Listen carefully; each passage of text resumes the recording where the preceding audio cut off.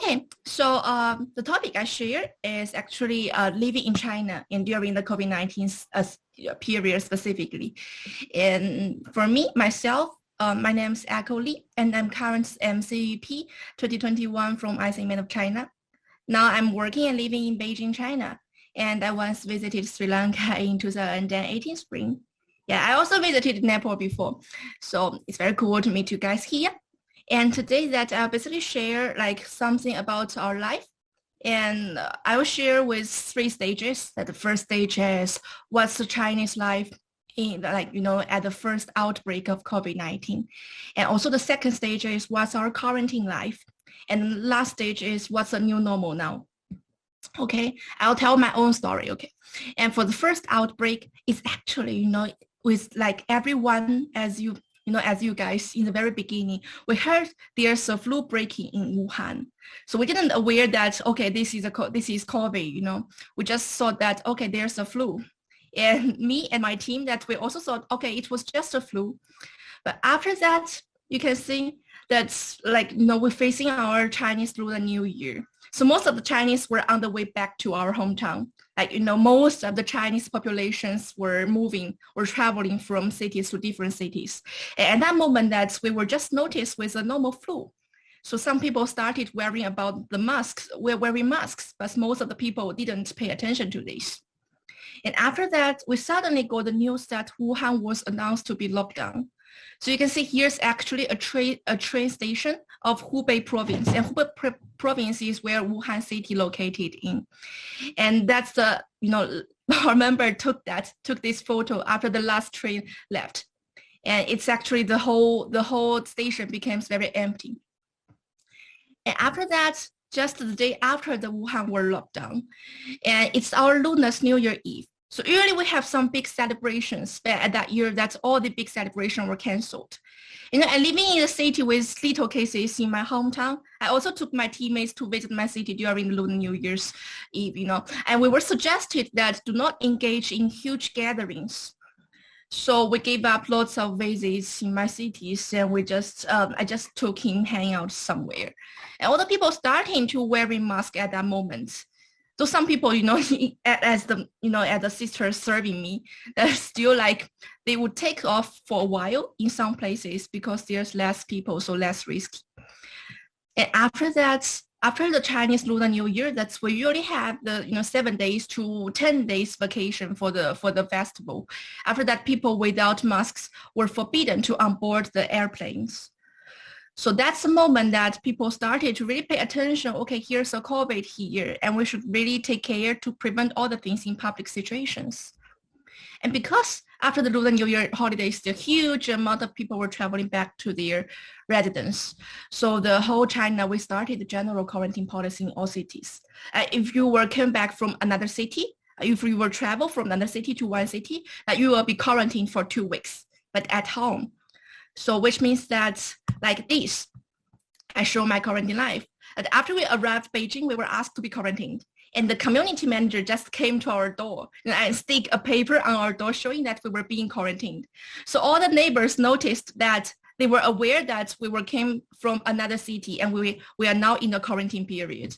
And every community had a WeChat group that we use WeChat, like your WhatsApp or Telegram things. And we had a WeChat group to manage all the people's in quarantine period. They would chat in the groups what's going on and what's the recent news and what should we react. And due to this, most of the companies start working virtually at that moment. So it's just 1 month, less than 1 month, we started be quarantine like this. And people were really boring, as most of people did. You may also saw on the Facebook or Instagram as most of the overseas people, they were feel boring, so they start singing or started trying cooking. And that's the same things happen in China. So most of Chinese people started trying new things. And that's me I'm trying to plant some spring onions. And you can see it's growing here. And some people found, okay, so there may be some mental problems. So some people voluntarily to provide some online mental carries to the others people. So that's all the residents and Chinese people do it voluntarily. And during the quarantine, you may ask, so if we were quarantined, how to ensure our life? So it's actually that during the quarantine, you can order all the things online. And the delivery guy couldn't enter the community. So the community manager would collect your things. And if you ordered online, they will collect the things and they will pass to you one time per day. Like usually Chinese people really, like we really ordered lots of takeaways. But at that moment, since they only pass you one time per day and we cannot order that takeaways, then we started cooking a lot because we can only book lots of vegetables and meats together, and the manager passed to us and we cook by ourselves and eat at home. And for people already finished the quarantine, they can go outside, but usually people are not preferred to go outside because of the uncertain situation, and their deliveries will be put on the shelf, like here I showed on the picture in the front of the community, so these people can take it by themselves. And because our teammates, the interesting is we came back with as a different times. So we were quarantined in our apartment for around 6 weeks continually. It's not like other people's 2 weeks that we were just locked here at 6 weeks. And we planned to run away. We want to take some things since we were living in 2 floors, just in one buildings. And we were thinking of, okay, maybe in the evening we can run to another floor to take something back and we can stay here. But we got reported and our community manager warned us.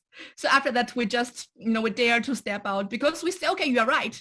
And we are afraid of we were caught, maybe we were sent to the police station. So we were thinking that, okay, let's give up. Let's just stay at home. And during that time that we were quarantined, and digital tracing tools were well developed, and all the places require people to show it.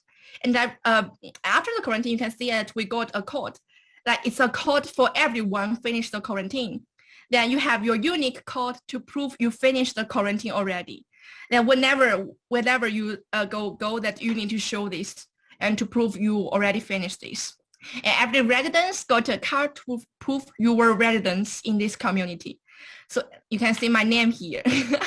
So it's for the community and everyone got a unique card. And you need to show the card when you leave or enter the community, so that people can prevent the random communications or the random people coming in your community.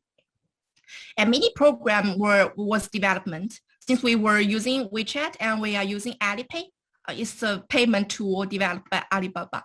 And we were developing some mini programs. And you can see that every residence that we have the mini program, and we were separated as different risky levels. So it means that for a city or even a district with higher people, with higher cases, that the risk level will be higher. And also for people already goes through, we just maybe pass away from these registers, that you will see that here, that your color will become red. And only the green color means good. So everywhere that requires you to scan the code. And after you scan the code, first of all, that the code will record where did you visit and what's your safety level. And secondly, you need to show this result to the guarantees, that to prove that you are green, then you can enter these places. So that's how strictly we were managing all the things. And also when you want to check in a hotel, it required you to show the cities you visited in the last 14 days. So, the hotel directly got the data, but you need to check the data by yourself and show the data to the hotel to prove you are safe. And if the people that you are not green, so you are from the high risky level, that you cannot enter this hotel. And there's specific policy to treat with these people. So don't worry, they still have place to live. And elevators we separate into 4 areas and only allow maximum 4 people in the same time. So that's me and my teammates. And also, that's very interesting that in Wuhan province, Hubei province, you cannot say it, can you? So anyway, so it's actually that what's happening here is that, as we mentioned, Hubei province is it was locked down very, very soon. So that's the first time the Hubei province, they finished their whole city and community quarantine, and people were laughing, and they were ruined the barriers, and they were jump out to show and meet each others. And also we got our first team days outside after the quarantine time. But at that moment in April, that all the public space still require wearing masks. So that's why even taking photos, we cannot take off it. And how about the current new normal? And you know that we still need to scan the code to prove and be traced. And we still need the card to enter the community. Public areas still requires wearing masks. And now we are aiming to achieve herd immunity by getting enough people got vaccine injected. And we have the goal here, and actually some cities already like partly achieved it. So here's a stadium in Beijing that people were getting injected here. And it's already more than 80% of the people get the first injection. And my thoughts is that I think what's the contact different is that I think we are really trust each other. Like we trust our government, we trust our people, that we are loving each other, and we would like to make some little concession for the other people's, for the other people's best. And we have our thoughts. We have our thoughts like I run away. I want to take the things from the other floor. But because we think it's better for other people, so we still need to we were shouted and we just live at our home. So that's the thing. And we may have different country contexts. That's also I want to see. But I believe that if Chinese people, we can do this, and Sri Lanka people, we can also do this. And Nepal people can also do this, right? And we together as human beings, we can stay together to conquer the COVID-19. And here's one sentence, last message for you guys, that we are not alone on the Great Wall, and the whole world is one family. So we should believe that we can conquer this situation together, right? And here's it's Chinese old sayings, and you can copy it. Cool. So we finished, and you can switch to another room. If you are interested in to have more communication, you can just private message me. Cool. Okay. Bye.